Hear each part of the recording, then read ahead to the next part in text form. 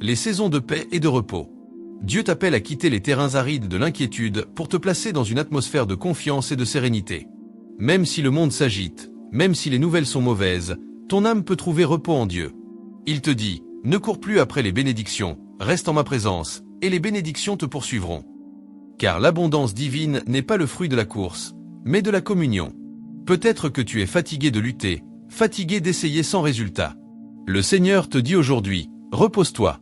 Laisse-moi être ton berger. Laisse-moi te conduire. Quand Dieu conduit, tout devient plus clair. Quand il dirige, les chemins s'ouvrent d'eux-mêmes. Et dans ces verts pâturages, il renouvelle ton esprit, il recharge ton âme, il t'équipe pour la prochaine saison de ta vie. Il me conduit près des eaux paisibles. Les eaux paisibles symbolisent la tranquillité intérieure et la stabilité financière. Oui, Dieu peut t'amener dans un lieu où tes besoins matériels ne te feront plus peur. Là où tu n'auras plus à courir après l'argent, mais où l'argent viendra à toi parce que tu marches dans la sagesse et la paix. Beaucoup de gens cherchent la richesse en dehors de Dieu et finissent par perdre leur paix. Mais celui qui cherche Dieu avant tout trouve la paix et la prospérité ensemble. Pendant que tu écoutes cette parole, dis dans ton cœur, « Seigneur, conduis-moi vers mes eaux paisibles.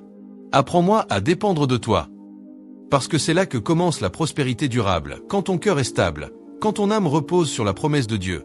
Il restaure mon âme. La restauration, c'est le retour à ton état d'origine, celui que Dieu avait prévu pour toi avant les blessures, avant les déceptions, avant les échecs. Peut-être que la vie t'a brisé, que les gens t'ont rejeté, que des pertes t'ont vidé de toute énergie. Mais aujourd'hui, Dieu veut restaurer ton âme. Il veut te guérir de la fatigue intérieure, te délivrer de la peur de manquer, te libérer des chaînes invisibles du doute et de la honte. Dis, Seigneur, restaure mon âme. Et crois-le.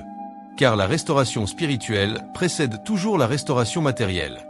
Il me conduit dans les sentiers de la justice, à cause de son nom. Dieu ne te conduit pas seulement vers la prospérité, il te conduit aussi dans l'intégrité.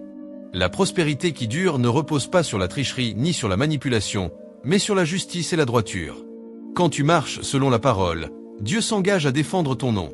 Il combattra pour toi. Il ouvrira les portes que personne ne peut fermer. Car celui qui marche avec Dieu attire la faveur des hommes et des anges. Et voici le passage le plus profond. Quand je marche dans la vallée de l'ombre de la mort, je ne crains aucun mal, car tu es avec moi. Même dans les moments les plus sombres de ta vie, Dieu reste présent. Il ne t'abandonne jamais. Ce n'est pas parce que tu passes par une épreuve que Dieu t'a quitté. Non, souvent, c'est au cœur de l'épreuve qu'il t'enseigne à dépendre de lui.